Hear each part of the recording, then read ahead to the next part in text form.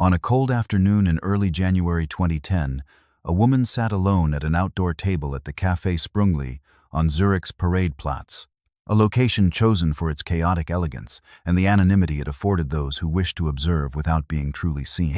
She appeared to be in her mid-30s, dressed in the understated and expensive style of an international business consultant, her dark hair pulled back in a severe but fashionable arrangement that accentuated a face of sharp, intelligent angles.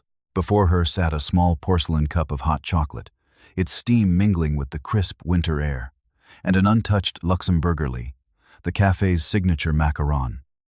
To any casual observer, she was just another one of the thousands of transient professionals who moved through Zurich's financial heart, a fleeting image of modern European commerce. This perception was a meticulously constructed work of art, a legend so deeply layered that its foundations were buried in the archives of multiple, unwitting governments. The woman, who was traveling under the name Gail Folliard on a passport issued by the Republic of Ireland, was not a consultant. She was a senior field officer for the Caesarea division of the Israeli Mossad, and her placid observation of the bustling square was the final, critical pause before authorizing one of the most complex and audacious targeted killing operations in the agency's history.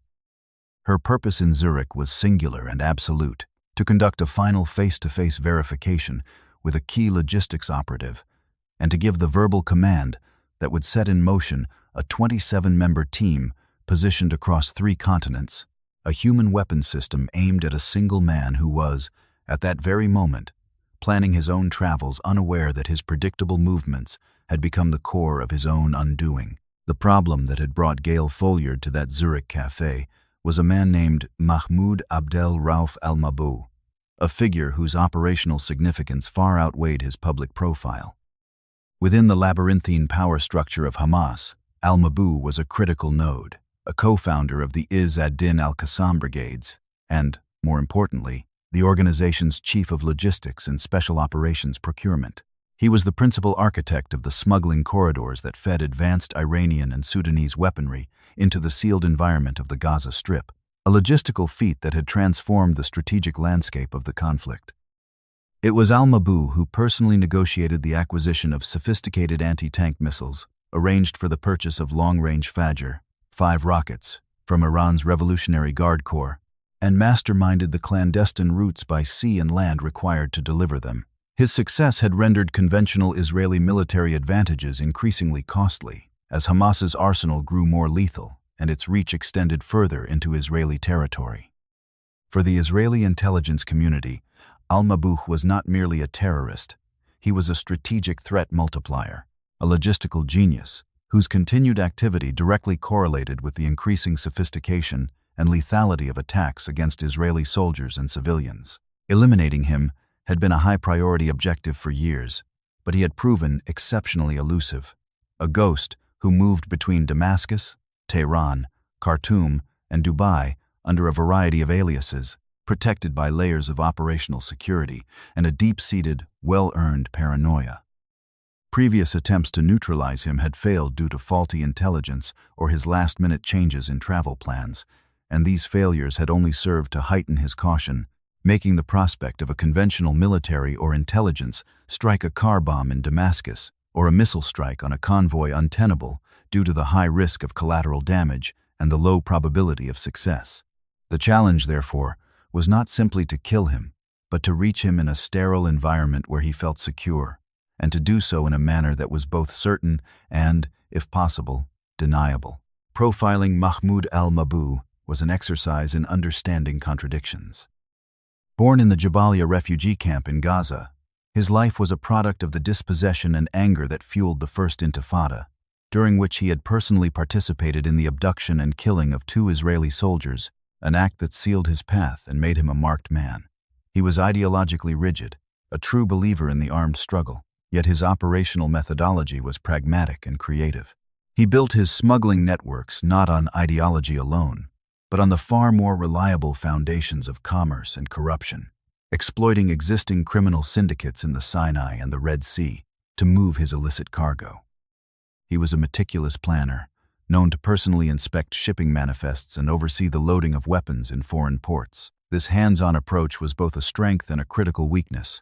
It made him effective, but it also made him travel. Intelligence analysts at Unit 8200, Israel's Signals Intelligence Agency, had spent years mapping his digital and physical footprint, building a pattern of life analysis from fragments of intercepted communications, travel records, and human intelligence reports. They knew he favored certain airlines, possessed a fondness for specific luxury brands, and maintained a small number of apartments in Damascus and Dubai. They also identified a psychological vulnerability, a degree of hubris born from his past successes. He believed that certain territories, particularly the glittering, apolitical commercial hub of Dubai, were neutral ground where the long arm of Israeli intelligence could not reach. He felt secure in the five-star hotels and bustling shopping malls of the Emirate, a perception that Mossad's planners recognized not as a barrier, but as the very key to the operation. The target's belief in his own sanctuary was the one vulnerability that could be exploited, the foundational assumption upon which an entire operation could be built. The solution proposed by the head of Mossad, Meir Dagan, and the commanders of the Caesarea division was audacious in its complexity and risk.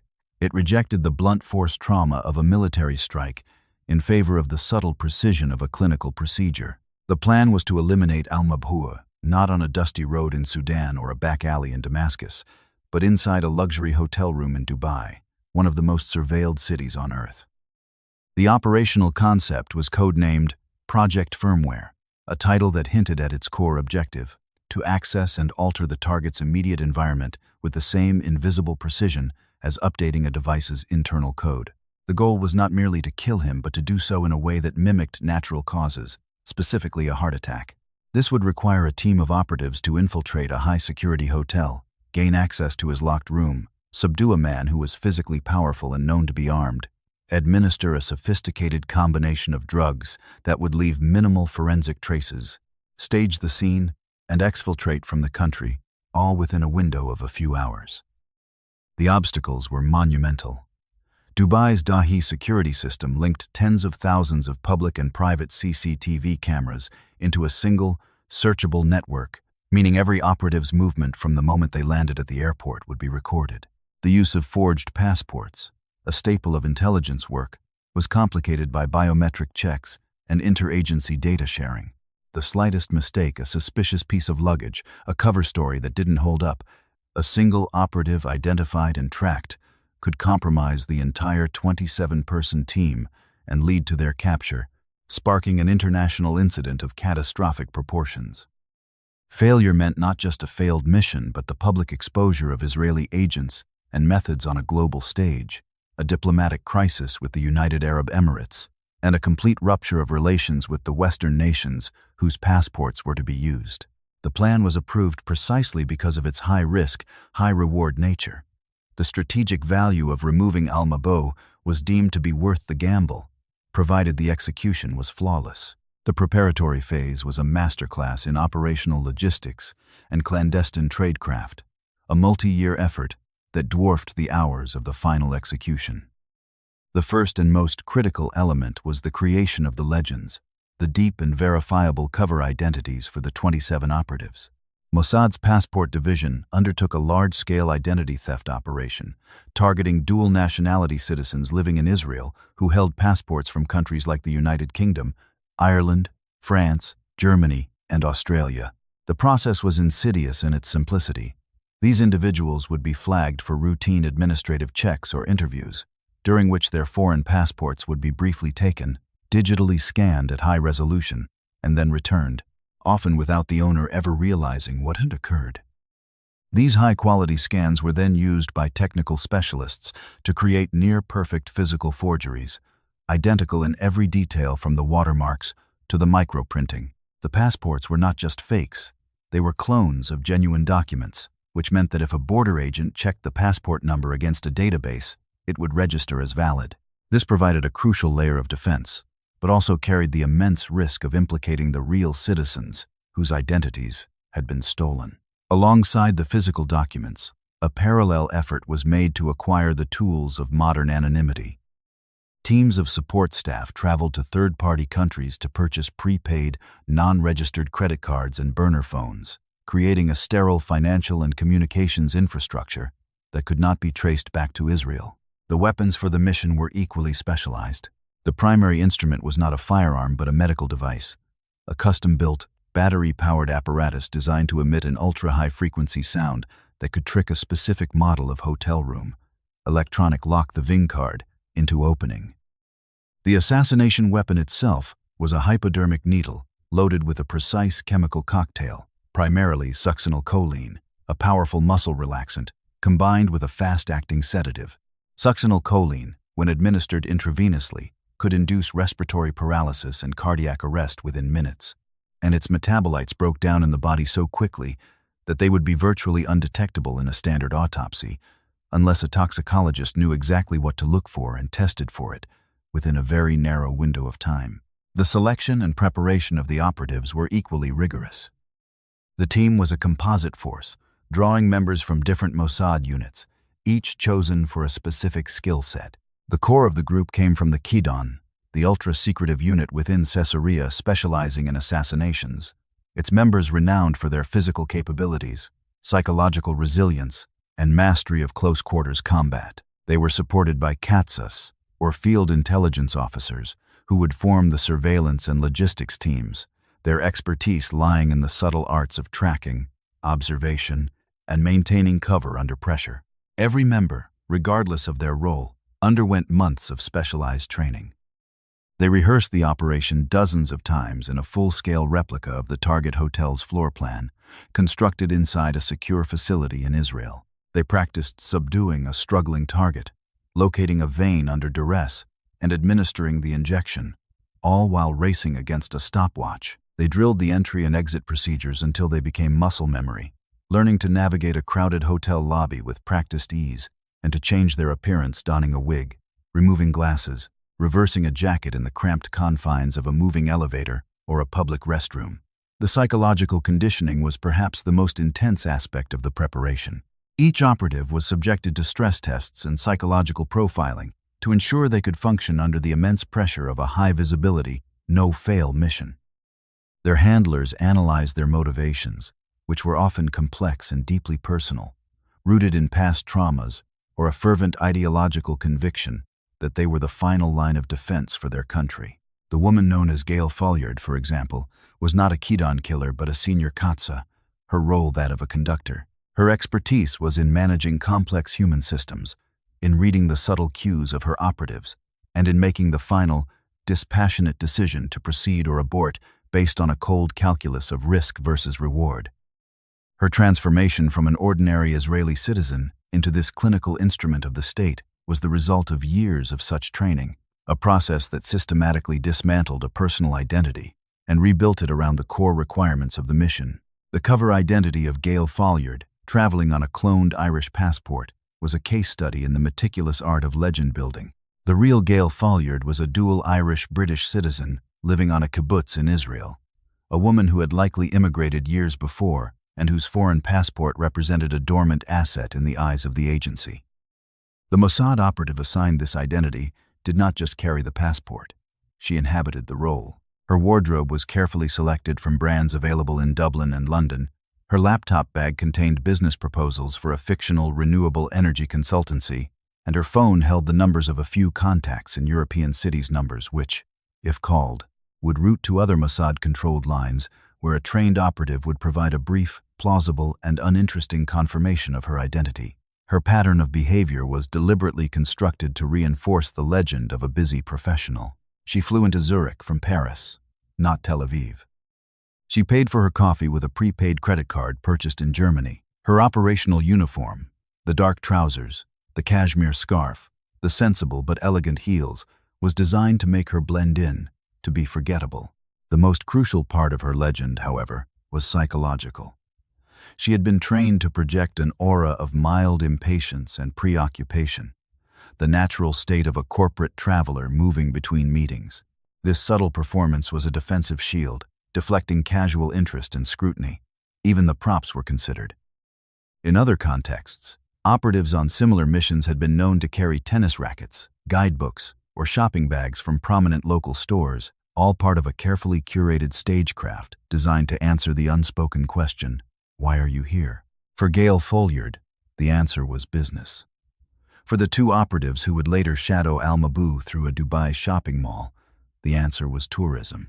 Each detail, no matter how small, was a thread in a tapestry of deception, woven together to create a plausible reality that could withstand the passive, pervasive scrutiny of a modern, surveilled city.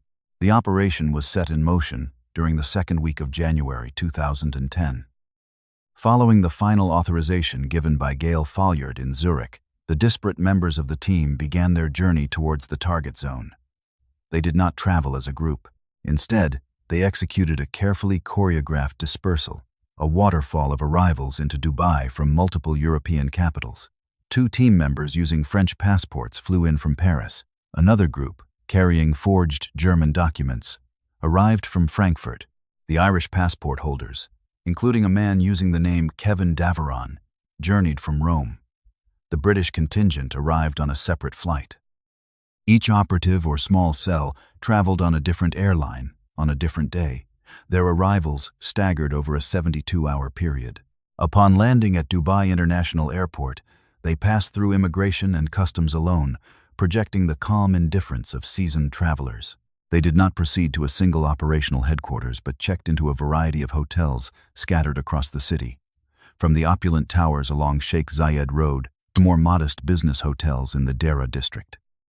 This dispersion was a critical security measure designed to prevent Dubai authorities from identifying a cluster of individuals who had all arrived from similar locations or were staying in the same hotel. Their only link was their shared, secret purpose and their means of communication, a system of encrypted, short-range devices and a pre-arranged set of signals and dead drops. For the next 48 hours, they maintained operational silence, living out their cover stories. They visited tourist sites, attended business meetings that never existed, and waited for the signal that the primary target was on the move. On the morning of January 19th, that signal came. A Mossad listening post monitoring flight manifests confirmed that Mahmoud Al-Mabhouh, traveling alone under the alias Mahmoud Abdulaziz, had boarded Emirates Flight 912 from Damascus to Dubai. The information was relayed to the team on the ground, and the execution build-up began. The operation shifted from a passive waiting game to an active hunt. A surveillance team, composed of at least 4 operatives, was dispatched to Dubai International Airport. They did not cluster near the arrivals gate, but positioned themselves at strategic vantage points throughout the Terminal 1 near the currency exchange. Another browsing in a duty-free shop, a third sipping coffee in a cafe with a clear view of the customs exit. When Al-Mabhouh emerged into the arrivals hall shortly after 3:15 p.m., he was immediately acquired. The first operative to spot him, a man later identified from CCTV footage as Peter Elvinger, traveling on a French passport, gave a subtle, pre-arranged signal he adjusted his baseball cap. A second operative, a woman, then picked up the physical surveillance, following Al-Mabhouh at a discreet distance as he collected his luggage and hailed a taxi. The tale was seamless. As one operative dropped back, another would move forward. A human chain of observers ensuring continuous visual contact without any single individual remaining in the target's proximity for too long. Al-Mabhouh, confident in his anonymity, took a taxi to the Al Bustan Rotana Hotel, a location he had used before and considered safe. His choice of hotel was not a surprise. It was the predicted outcome upon which the entire plan hinged. As his taxi pulled away from the airport, a separate team was already en route to the Rotana, their task to secure a position and prepare the battlefield. The final hours leading up to the climax were a tense, methodical ballet of positioning and final reconnaissance. While the first surveillance team tracked Al-Mabhouh to the hotel, a second cell, the hotel team, was already in action.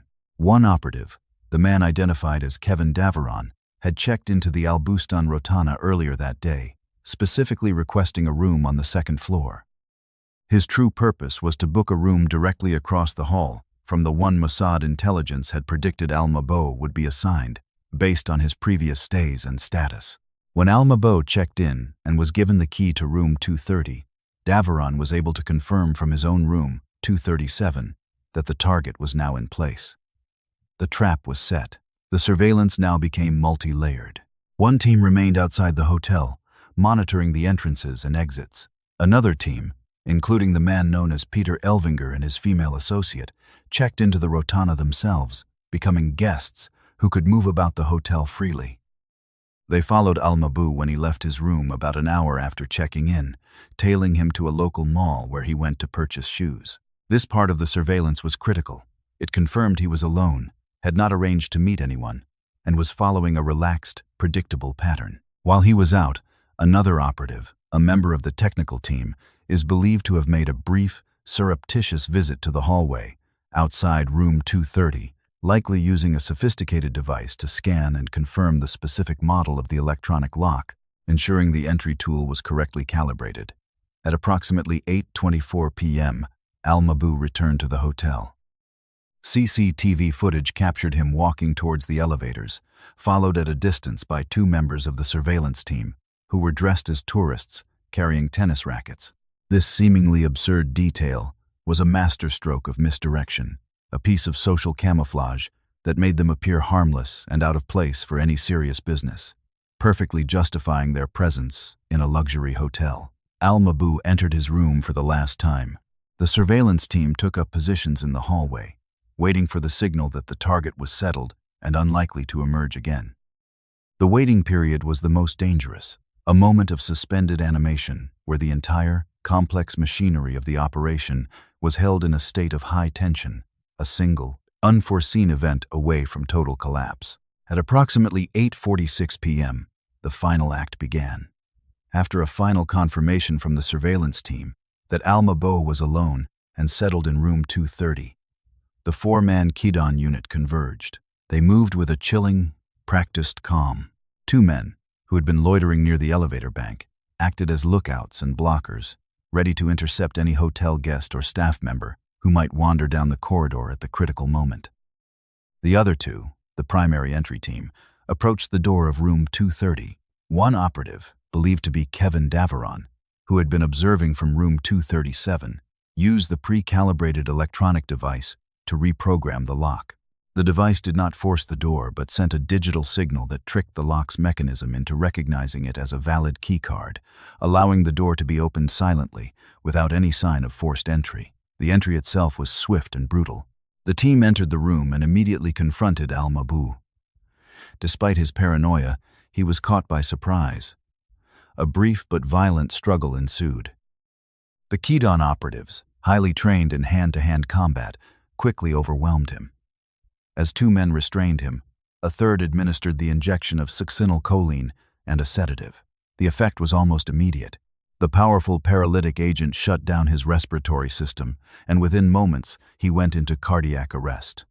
The entire confrontation, from entry to incapacitation, lasted less than 2 minutes. The team then spent the next 15 to 20 minutes meticulously staging the scene. They placed some of his heart pressure medications on the nightstand to support the narrative of a natural death. They tidied the room, removing any sign of the struggle. Critically, they locked the door from the inside, using a little-known trick involving the chain lock, making it appear that he had secured himself in for the night. At approximately 10:25 p.m., the team calmly exited the room, leaving the body of Hamas's chief weapons procurer to be discovered hours later by hotel staff. The escape was as meticulously planned and executed as the infiltration. The four members of the hit team did not flee. They walked calmly down the corridor, took the elevator to the lobby, and exited the hotel, melting back into the Dubai night. Within minutes, they were en route to the airport. The rest of the 27-person team executed a similar, staggered exfiltration. The surveillance operatives who had followed Al-Mabhouh to the mall, the lookouts, the logistics support, all of them activated their pre-planned escape routes. They did not all fly out of Dubai. Some are believed to have traveled overland to Oman, while others took boats to other destinations in the Persian Gulf. Those who did fly out underwent transformations in airport bathrooms, shedding their operational skins. Wigs were removed, glasses were changed, jackets were reversed to reveal a different color. They switched their cloned passports, using one identity to enter the country and a different one to leave. By the time the body of Mahmoud Al-Mabhouh was discovered the following afternoon after he failed to check out, most of the team was already airborne, their planes scattering towards different hubs in Europe and Asia. The man known as Kevin Daveron, one of the central figures in the final act, was on a flight out of Dubai less than 2 hours after leaving room 230. Gail Folliard, the woman who had set the entire chain of events in motion from her cafe table in Zurich, was likely already back in Israel, monitoring the exfiltration from a secure command center. The entire team, a ghost army of 27, had materialized in Dubai, executed their mission, and vanished in just under 48 hours, leaving behind only a single, silent victim and a cascade of baffling, contradictory clues. The immediate aftermath was one of confusion. When hotel staff finally gained entry to room 230 on the afternoon of January 20th, they found Al-Mabhouh deceased. The scene, so carefully staged by the Kidon team, initially supported the conclusion of natural causes. He was a man in his 50s with known high blood pressure. A heart attack seemed plausible. Hamas initially announced his death as such, a quiet end for a man who had lived a violent life. However, the head of the Dubai police force, Lieutenant General Dahi Kafan Tamim, was a shrewd and experienced officer, and certain details troubled him. He ordered a full forensic investigation. A meticulous autopsy soon revealed what the operational planners had hoped would be missed: a tiny, almost invisible puncture mark on the victim's left thigh and faint traces of bruising on his face consistent with a brief struggle. A more advanced toxicological screening, specifically looking for unusual compounds, eventually isolated the chemical signature of succinylcholine. The cause of death was reclassified from natural causes to murder. With that confirmation, Kamim launched one of the most extensive and high-profile manhunts in modern history, leveraging the full power of Dubai's all-seeing Dahi surveillance network. His investigators began the painstaking process of reviewing thousands of hours of CCTV footage from the airport, the hotel, the malls, and the city streets. They started with the victim, Al-Mabhouh, and began to track every person who had crossed his path, every shadow that had followed him, every face that appeared more than once in his vicinity. Slowly, painstakingly, they began to pull on the threads of the Mossad operation. They identified the surveillance team at the airport. They tracked Peter Elvinger and his female associate through the mall. They isolated the movements of the 4-man team in the hotel corridor. And with each face they isolated, they ran the passport information used to enter the country. It was this step that transformed a murder investigation into a global diplomatic incident. The long-term consequences of the operation were a study in the law of unintended consequences. Tactically, the mission was a stunning success. Mahmoud Al-Mabhouh, a high-value strategic target, was eliminated with clinical precision, and the entire 27-person team escaped without capture. The immediate disruption to Hamas's weapons smuggling pipeline was significant, creating a vacuum of leadership and expertise that took months to fill. However, from a strategic and political standpoint, the operation was a catastrophic failure of tradecraft. The decision by Dahi Kafan Tamim to publicly release the CCTV footage and the details of the 27 cloned passports was a move of geopolitical audacity. It laid bare the entire operational structure for the world to see. The names and faces of the operatives, including Gail Folliard, Kevin Daveron, and Peter Elvinger, were broadcast on international news networks. The governments of the United Kingdom, Ireland, France, Germany, and Australia were outraged. Their citizens, whose identities had been stolen, were suddenly thrust into a terrifying global spotlight, their lives endangered and their privacy violated. The diplomatic fallout was severe.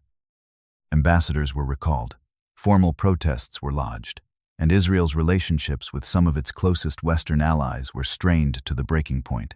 The operation, intended to be a deniable, clean kill, became one of the most public and notorious assassinations in recent memory. Internally, Mossad was forced to confront a new reality. Their long-held doctrine of plausible deniability had been shattered by the ubiquity of modern surveillance technology. The methods that had worked in the 1970s in Lillehammer were no longer viable in the 2010s in Dubai. The operation triggered a deep and painful reassessment of fieldcraft, forcing the agency to adapt to a world where every action is potentially recorded and every cover can be digitally unraveled. The psychological cost to the operatives themselves was immense. While they remained physically safe in Israel, their faces were now internationally recognized. Their careers as clandestine field officers were over. They were heroes to some within the agency, But in the wider world, they were ghosts, their real names and lives forever subsumed by the public infamy of their operational legends. The woman who sat at the Café Sprungli, the coolly detached professional who held the fate of a man and a mission in her hands, was now a public figure, her face a symbol of an era of intelligence work that had come to a spectacular and messy end. The quiet meeting in Zurich was not just the final move. It was the last act of a play whose stage had suddenly and irrevocably been lit by 1,000 cameras.